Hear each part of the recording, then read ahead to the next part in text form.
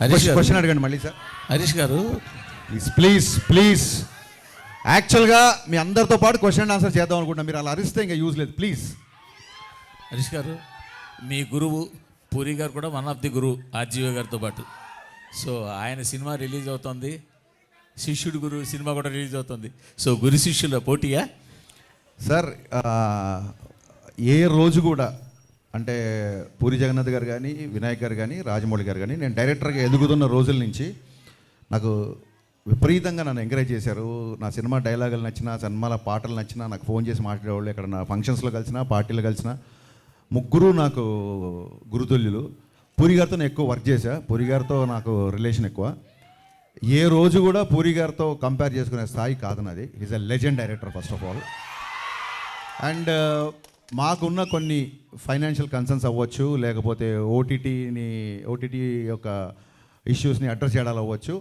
So అనుకోకుండా ఈ date clash అవుతుంది. నో డౌట్ డబుల్ స్మార్టే ఫస్ట్ అనౌన్స్ చేశారు డేట్. మాకు అసలు వచ్చే ఉద్దేశమే లేదు. మమ్మల్ని ఫస్ట్ నుంచి చెవిలో జోరీగలాగా ఆగస్టు 15th రండి రండి రండి అని చెప్పింది మైత్రి డిస్ట్రిబ్యూటర్స్ అధినేత శశి. ఈ విషయం ప్రెస్కి తెలియాలి. అది చాలా మంచి డేటు, అప్పుడు వస్తే బాగుంటుంది, మీరు రండి రండి అన్నారు. మాకు నిజంగా వీఆర్ నాట్ ప్రిపేర్డ్ యాక్చువల్లీ. మేము కొంచెం రిలాక్స్గానే వద్దాం అనుకున్నాము. కానీ పుష్ప పోస్ట్పోన్ అవ్వచ్చు, మిగతా కండిషన్స్ ఇండస్ట్రీలో అందరికీ తెలుసు. సో తప్పనిసరి పరిస్థితులలో మేము రావాల్సి వస్తుంది. నేను పూరి గారితో చాలా సంవత్సరాల నుంచి నాకు రిలేషన్ ఉంది, సాన్నిధ్యం ఉంది. ఒక్క సినిమా క్లాష్ అయినంత మాత్రాన పూరి గారికి నాకు మాటలు ఉండవనో, మేము బెడమొహం అవుతాం అనుకుంటామని అనుకోను. Because is far far far matured than me. But వాళ్ళు అలా అర్థం చేసుకోలేనట్టుంది, ఎందుకంటే మిమ్మల్ని అన్ఫాలో చేశారు కదా చార్మి గారు. డెఫినెట్గా అండి, వాళ్ళ ప్రొడ్యూసర్లు, ఆవిడ ప్రొడ్యూసర్ సినిమాకి.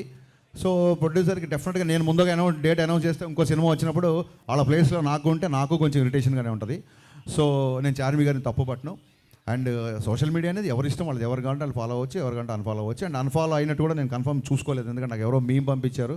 చాలా మీమ్స్ వస్తుంటాయి. ఐ డోంట్ టేక్ ఇట్ అంత సీరియస్గా తీసుకోను. అండ్ మీ అందరికీ అంటే ఇంకో ముఖ్యమైన విషయం చెప్పాల్సింది ఏంటంటే, రామ్తో నేను సినిమా చేయబోతున్నా. జవాన్ అండ్ కృష్ణమ్మ ప్రొడ్యూసర్, కొమ్మలపాటి కృష్ణ ప్రొడ్యూసర్గా రామ్ గారితో నా సినిమా ఉంది. సో నేను సినిమా చేసే హీరోతో కావాలని చెప్పి ఏం క్లాష్ కావాలి వెళ్ళట్లేదు. ఇదేంటంటే అన్అవాయిడబుల్ సిచ్యువేషన్స్. సో మాకు తప్పట్లేదు. దీన్ని మనస్ఫూర్తిగా అందరూ అర్థం చేసుకుంటారు అనుకుంటున్నా. At the same time double smart, mister Bachchan రెండు బ్లాక్ బాస్టర్ అవ్వాలని మనస్ఫూర్తిగా కోరుకుంటున్నాను. హరీష్ గారు, మీరు రీమేక్స్ని డీల్ చేసే విధానం డిఫరెంట్గా ఉంటుంది. ఇప్పుడు గబ్బర్ సింగ్ డిఫరెంట్గా ఉంటుందా, బాగుంటుందా? డిఫరెంట్గా ఉంటుంది, బాగుంటుంది. మరి చెప్పొచ్చు కదా. సో చాలా యాడ్ ఆన్స్ చేస్తూ ఉంటారు. ఈ సినిమాకి సంబంధించి ఎలాంటి యాడ్ ఆన్స్ ఉంటాయి? ఒరిజినల్ సినిమాకి దీనికి ఎంత చేంజ్ ఉండబోతుంది? చాలా డిఫరెన్స్ ఉంది. ఇప్పుడు మీరు టీజర్లో చూసినట్టు ఒక 85 to 95 మధ్యలో జరిగే కథ ఇది బేసిక్గా. అందుకే అంటే కొంచెం సినిమా గురించి కొంచెం ఈస్టెటిక్గా పోయిటిక్గా చెప్పాలంటే, ల్యాండ్ లైన్స్, క్యాసెట్ రికార్డింగ్ సెంటర్లు, బజాజ్ చేతక్ ల్యాంబ్రేటర్ స్కూటర్లు, పీపీ నెంబర్లు, ఇవన్నీ కుమార్శాను పాటలు, ఇవన్నీ కలిపితే మిస్టర్ బచ్చన్. నాస్టాలజీ మూమెంట్స్ ఉంటాయి, చాలా చాలా చాలా ఉంటాయి. సినిమా ఫస్ట్ హాఫ్ అంతా అలాగే ఉంటుంది. వివేక్ గారు, సార్ ఈ సినిమాకి సంబంధించి 14